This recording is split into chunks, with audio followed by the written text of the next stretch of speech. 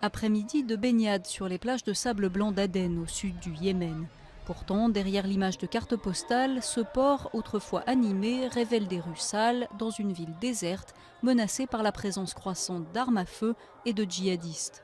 Depuis le soulèvement populaire qui a mis fin au régime d'Ali Abdallah Saleh l'an dernier, le Yémen vit une transition difficile.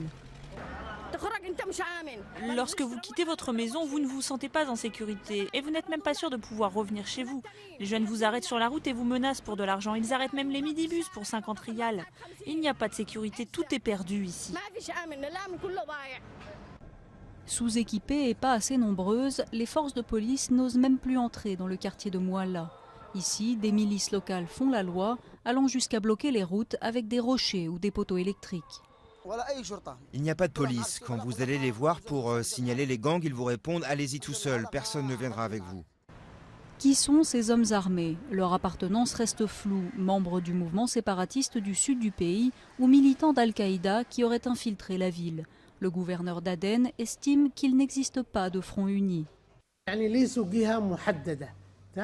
Ils ne sont pas un parti en particulier, ils ne sont pas un parti politique ni une organisation particulière. Ce sont des gens avec certaines exigences et chaque jour de nouveaux visages et de nouveaux noms apparaissent. Au début, la plupart de ces gens qui ont bloqué les routes étaient de l'extérieur de la ville. Une situation chaotique qui n'est pas spécifique à Aden. Plusieurs villes de l'Est et du Sud du pays connaissent des problèmes similaires. 5 d'entre elles sont même tombées aux mains d'Al-Qaïda depuis plusieurs mois.